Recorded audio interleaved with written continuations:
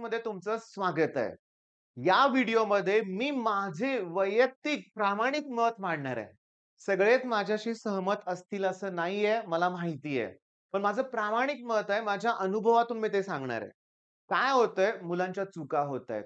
काय चुका होतायत? वर्षभर निवांत राहणं, मान्य करा. आणि 4 ते 5 दिवस परीक्षेच्या अगोदर आणि परीक्षेच्या अगदी आदल्या दिवशी सुद्धा YouTubeवर कंटिन्युअस लेक्चर बघतायत 10-10 तास. 10वीतली मुलं सुद्धा 10वीतली 10th स्टँडर्ड मधली मुलं सुद्धा ना बघतायत. मला मुलांना YouTubeवर आणायचंय. मला जास्तीत जास्त मुलं YouTubeवरून अभ्यास करतायत हे हवं आहे. पण परीक्षेच्या आदल्या दिवशी नाही रे बाळांनो. वर्षभर एफर्ट्स घेणारे चॅनल्स आहेत. डिटेल शिकवणारे चॅनल्स आहेत. मी तुम्हाला सांगतो एका दिवसात कसा सिलेबस कंप्लीट होईल. तरी मी काय व्हिडिओचे टायटल्स बघितलेत. Chapter number 1 to chapter number 6 in 1 lecture. त्या शिक्षकाला पण ते फार जड जातं हे माहिती आहे. एखादी कन्सेप्ट एकदा पट इतक्या पटपट होत नाही लक्षात घ्या. तर माझं प्रामाणिक मत काय आहे, की तुम्ही आतापर्यंत जो अभ्यास केलाय ना, तोच या 2 दिवसात रिवाईज करायचा आहे. कुठले नवीन क्वेशन्स काही गरज नाहीये. बरं, तुम्ही आता इलेक्ट्रोकेमिस्ट्री टॉपिक केलाय ना, मग मी सांगतो तुम्हाला काय करायचंय ते. काय त्यातलं येऊ शकतं. ओके. आणि ते प्रश्न तुम्ही अगोदर केले असतील तर रिवाईज करा. मला इथं कुणालाही नावं ठेवायची नाहीयेत. पण होतंय काय रे बाळांनो, आता वेळ आली तुम्ही अभ्यास करण्याची. तर मी सुद्धा तुमचा जास्त वेळ घेत नाही. टॉपिकचं नाव इलेक्ट्रोकेमिस्ट्री बरोबर आहे. सुरुवात करतोय 5 मिनिटं तुमचा वेळ घेईन फक्त लक्षात घ्या. मग इलेक्ट्रोकेमिस्ट्री म्हटलं की बाळांनो पहिल्यांदा डायग्राम सगळ्या करायच्या. आणि या अख्ख्या केमिस्ट्रीच्या पुस्तकात जर फिगर्स, ड्रॉ असा कुठला प्रश्न येत असेल, तर तो इलेक्ट्रोकेमिस्ट्री मधलाच येतो. ओके. मग आपली चूक काय होते? ही डायग्राम परफेक्ट करतो. कशाची अरे? लीड स्टोरेज सेलची आहे. ही पण परफेक्ट करतो. Standard hydrogen electrode. हा तर प्रश्न रिपीट झालेला आहे. हा पण करतो. अरे पण हे बोर्डची एक्झाम वाले पेपर कसा सेट करतात अनुभव आलाय तुम्हाला. तर इथं प्रश्न विचारतील, हे जे 38% H2SO पर्यंत यूज केलंय ना, त्याची डेन्सिटी किती आहे? किती आहे? हे तर आम्ही केलंच नाही. मग काय उपयोग आहे ही डायग्राम करून? मग माझं प्रामाणिक हेच मत आहे, की तुम्ही ना ती कन्सेप्ट केल्यावर त्यातलं काहीही विचारू दे. जे-ई-ई 2013-14 ओके प्रश्न आला होता, की ड्राय सेलचा कंटेनर कुठल्या मेटल पासून बनवतात? आम्ही डायग्राम केली पण तर झिंकचा आहे, लिहितोय पण लेबलिंग. पण वेगळा प्रश्न आला, की आम्हाला कळतच नाही. प्रश्नच समजत नाहीये आम्हाला. ही चूक नाही व्हायला पाहिजे आता. कंटेनर झिंक पासून बनलाय. बरं झिंक हा कोण आहे? एनोड आहे का कॅथोड आहे? एनोड आहे. मग पॉझिटिव्ह का निगेटिव्ह? निगेटिव्ह आहे. एनोड इथं पॉझिटिव्ह नाहीये लक्षात घ्या.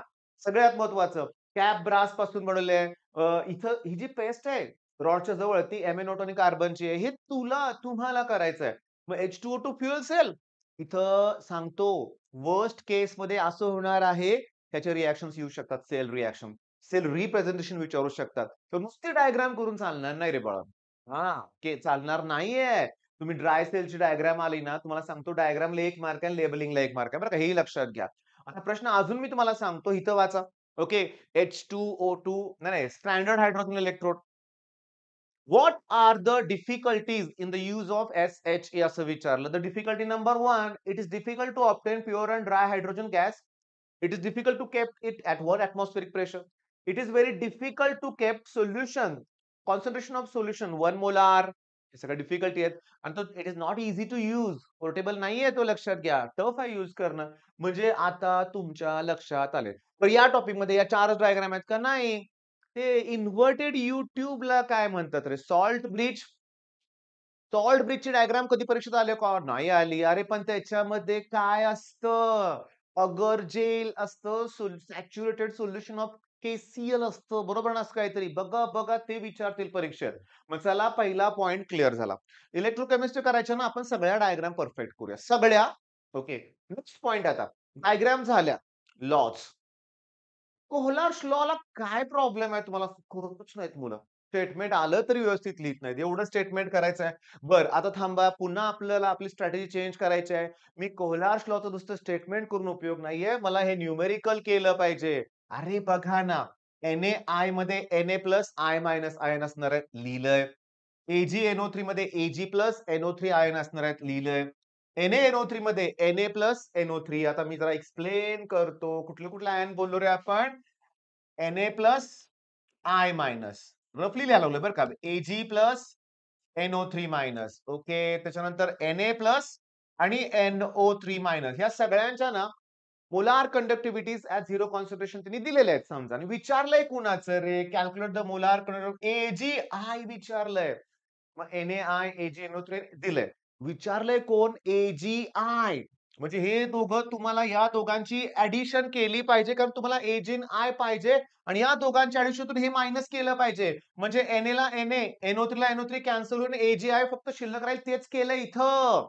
म्हणजे कोहलार्स लॉचं न्यूमेरिकलला लॉग टेबलची गरज नाहीये. प्लस मायनस फक्त करायचं आहे. पण हे जे युनिट दिसतंय तुम्हाला ते शेवटपर्यंत लिहिलं पण पाहिजे ना. बघा ना, या दोघांच्या ॲडिशन मधून तिसऱ्याची व्हॅल्यू मायनस केली.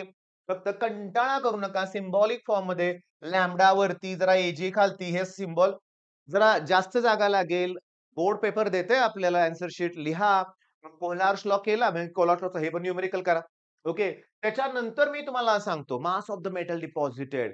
तुम्हाला सांगू का त्याचा फॉर्म्युला आहे IT upon 96500 into mole ratio आणि into molar mass.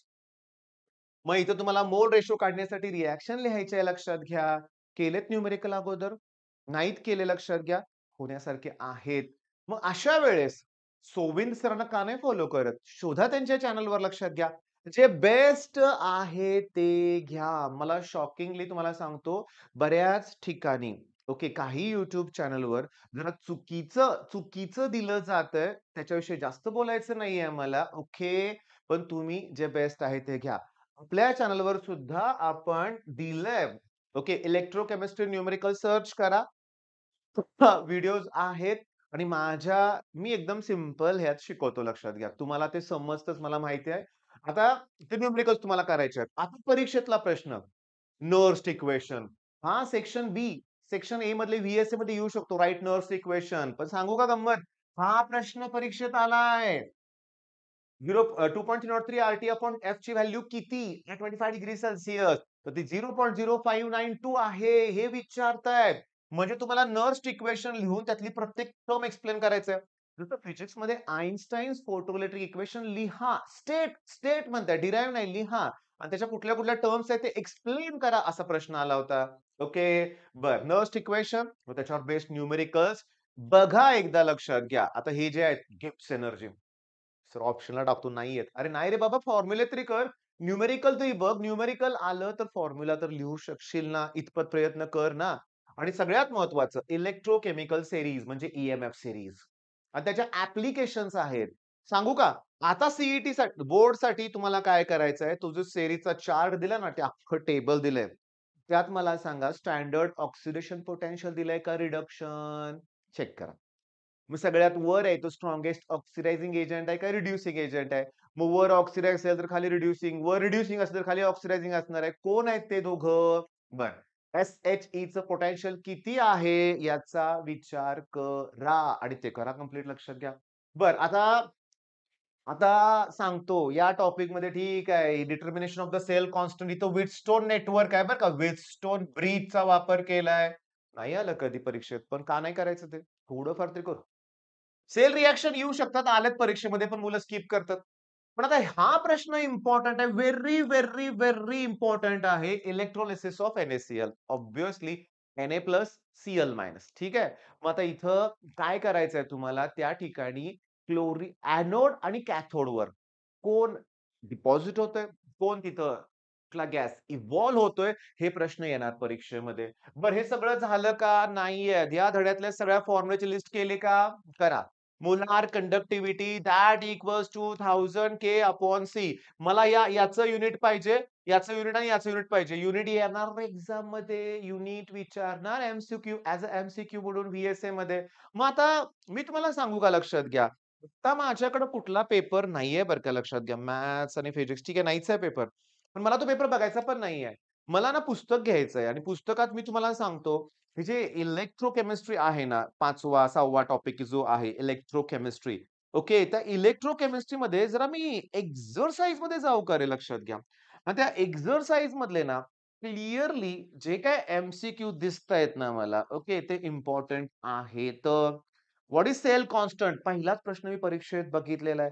Relation between conductivity question number 2 ना सगळाच मला महत्त्वाचा वाटतो. राइट नोस्ट इक्वेशन आलाय परीक्षेत. ठीक आहे. अरे हे सगळे जे ना क्वेश्चन नंबर 2 मधले प्रश्न मला व्हॉट इज सॉल्ट ब्रिज? हे पण मला इम्पोर्टंट वाटतंय. मग प्लीज याचे ना एक्सरसाइज मधले न्यूमेरिक क्वेशन्स ना एकदा बघा नक्की बाळांनो. What is cell constant? What are its units? आणि how it is determined experimentally. मग चला बोर्डनं ठरवलेलंच आहे, की काहीतरी वेगळंच विचारायचं. तर determination of cell constant experimentally Wheatstone network सुरुवातीलाच आहे. तो प्रश्न करायचा प्रयत्न करा. माझं प्रामाणिक मत आहे, मी तुमची किती मिनिटं घेतली बाळांनो? 10 मिनिटं घेतली. या 10 मिनिटात मला तुम्हाला तुमचा अप्रोच बदलायचा आहे. तुम्ही परीक्षेला ज्या अप्रोचनं बघताय ना, तो चेंज करायचा आहे मला. ओके. करायचंय तर परफेक्ट करायचंय. करायचंय तर परफेक्ट करायचंय. लॉज सगळेच करायचे त्यात कोहलाश लॉ मी करणार आहे. ओके. डेफिनिशन सगळ्याच करायच्या त्यात इलेक्ट्रोकेमिस्ट्री, इलेक्ट्रोकेमिकल थिअरीचे डेफिनिशन्स आहेत. ओके. न्यूमेरिकल मी या टॉपिक बद्दल कुठलाही सोडणार नाहीये. अगदी नर्स येऊ दे, मी थोडंफार तरी सॉल्व्ह करणारच आहे. एवढा ॲटिट्यूड पाहिजे. मी काल सोविन सरांचं लेक्चर आय थिंक दिनेश सरांच्या लेक्चर चॅनलवरती बघितलं बरं का लक्षात घ्या. मी बघतो. जे बेस्ट आहे तेच मी बघतो. लक्षात घ्या. त्यात मॅडम एक आल्या होत्या. त्यांना सोविन सरांनी प्रश्न विचारला इलेक्ट्रोकेमिस्ट्री मधलाच होता. ते म्हटले, "सर" सर त्या मॅडमना म्हणाले, की "ते मास डिपॉझिट न्यूमेरिकल आहे." 2 मार्काचं नाहीच आहे. तरी 2 मार्काला विचारलंय. म्हणजे त्या मॅडम पण म्हणल्या, "तुम्हाला रिएक्शन लिहावी लागणार आहे. मोल रेशो काढण्यासाठी पुढे ते कॅल्क्युलेशनचा पार्ट करावा लागणार आहे." ओके. केमिस्ट्रीमध्ये न्यूमेरिकल्सवर अन्याय होतोय. मी मान्य करतो. कमी मार्काला येतायत. पण इथं मुलं म्हणतात, "बास की सर कमी मार्काला आहे." ठीक आहे ना. ओके. बरं जाऊ दे काही हरकत नाही. थियोरेटिकल पार्टमध्ये मी तुम्हाला सांगतो केमिस्ट्रीमध्ये सुद्धा डेफिनिशन येतात. अरे पण तुम्हाला ऑर्गॅनिक मधल्या सुद्धा डेफिनिशन्स करायच्या आहेत सगळ्या. खूप आहेत डेफिनिशन्स लक्षात घ्या. बरं आता एक छोटासा 1-2 मिनिटं वेळ घेतो. डेफिनिशन म्हणलं, की तुम्ही पहिला सोल्युशन प्लस थर्मोला टार्गेट करा रे बाळांनो. ओके. डायग्राम म्हणलं, की तुम्ही इलेक्ट्रोकेमिस्ट्रीला टार्गेट करा. हे लक्षात घ्या. डिस्टिंग्विश म्हणलं, की ऑर्डर ऑफ रिएक्शन मॉलिक्युलरिटी हा प्रश्न पहिल्यांदा करा लक्षात घ्या. बरं एक्सप्लेन ऑर्डर, एक्सप्लेन मॉलिक्युलर असाही प्रश्न आता तुम्ही करू शकता की नाही? बरं चला वेळ घालत घेत नाही जास्त तुमचा. सॉल्व्ह करा तुम्ही हे सगळे दिलेले प्रश्न करा तुम्ही. All the best.